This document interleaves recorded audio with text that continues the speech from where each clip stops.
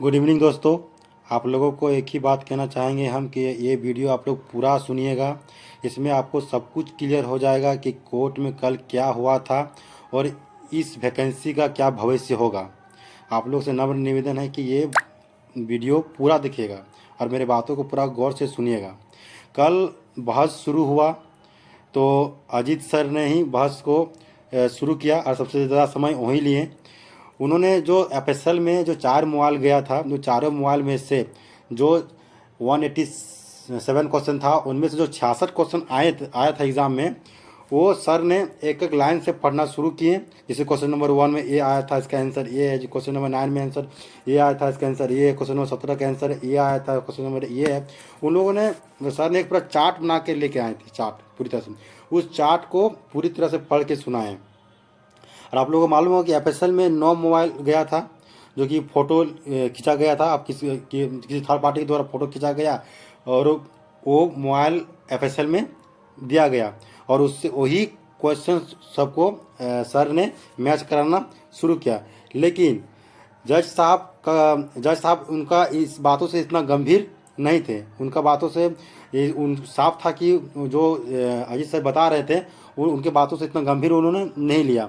उनका कहना यही साफ तरीके से जज साहब का यही था कि आपका जो नंबर ऑफ क्वेश्चन है, हमको उससे कोई मतलब नहीं है। आप हमको ये बताइए कि ये कहाँ तक फैला है, ये कौन लाया है, इसको कौन दिया है, ये कहाँ किसको दिया है और ये कहाँ तक स्प्रेड हुआ है, हमको ये बताइए। उसके बाद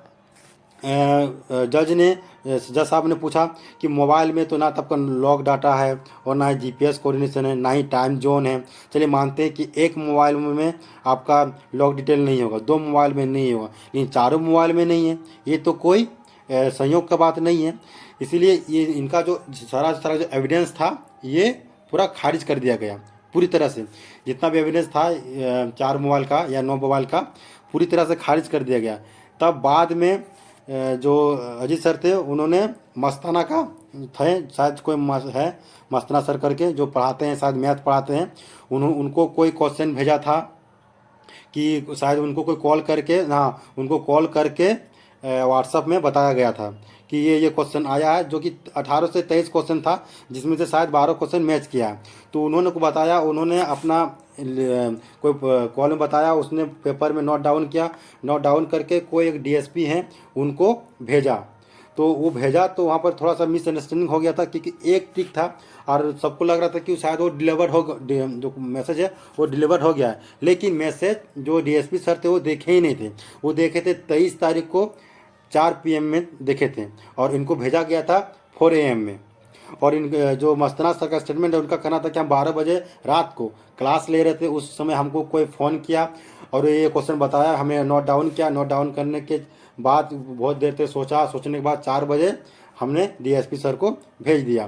तो फिर इंद्रजीत सिन्हा सर खड़े हुए और वो बताएं कि सर एक जो टिक होता है ना, वो उससे मैसेज चला गया, लेकिन अगर कोई देखा है तो उसमें ब्लू टिक आता है। ब्लू टिक आने के बाद ही मालूम चलता है कि जो आदमी को हम भेजे हैं वो देखें कि नहीं देखे हैं। तो ये बात को समझ गए हैं, ठीक है। तो फिर बात आया कि ठीक है, तो ये दोनों क्या नाम है इसका, जज साहब ने बोले कि आखिर मस्ताना सर जो थे वो डीएसपी को ही क्यों भेजें, ये दोनों में क्या लिंकअप है, ऐसा क्या है जो इन्हीं को भेजें, किसी और को नहीं भेजें।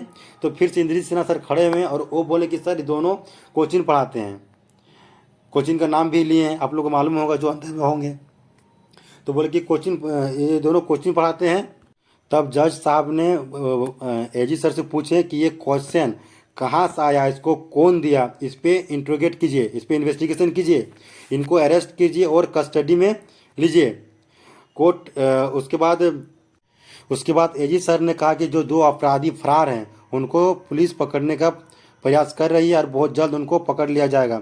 तब जज साहब ने बोला कि कहाँ आप लोग जो भाग गए हैं उनको पकड़ने के चक्कर में हैं, जो आपके सामने हैं उसको आप अरेस्ट कीजिए, उनको आप पूछताछ कीजिए और वहाँ से लिंक का पता कीजिए कि ये चीज़ कहाँ तक फैली है, कहाँ से आया है, क्या। उसके बाद जो दिल्ली से जो लॉयर थे उन्होंने कहा कि सर तुम क्या कहते हैं, स्टूडेंट लोगों के साथ बहुत इनजस्टिस हो रहा है, 9 महीना से ये लोग चाहे जो सिलेक्टेड है चाहे वो नॉन सिलेक्टेड है।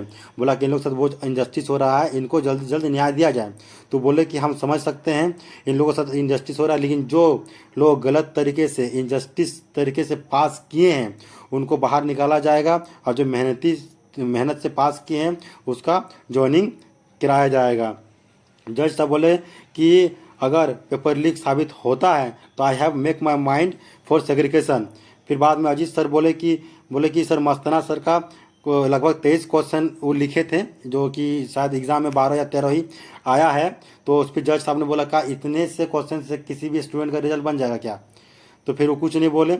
जज साहब बोले कि अगर इसमें पेपर लीक साबित होता है तो मैं जो सुप्रीम कोर्ट का गाइडलाइन है उसके द्वारा हम आगे बढ़ेंगे, और जो उनका गाइडलाइन है आप लोग भी जानते होंगे, आपको नेट में मिल जाएगा, आप लोग पढ़ लीजिएगा। और ये वैकेंसी में जो भी गलत तरीके से पास हुआ उसको बाहर किया जाएगा, बाकी को ज्वाइनिंग कराया जाएगा।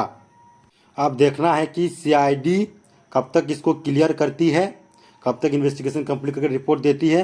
अब इसी में सब कुछ टिका हुआ है, बाकी अभी तक जितना भी कुछ दिया गया था सब खत्म हो गया। जोहार, जय झारखंड, जय भारत, जय भारत माता की जय। आप लोग अपना ख्याल रखिए, अच्छे से रहिए। जय हिंद, जय भारत।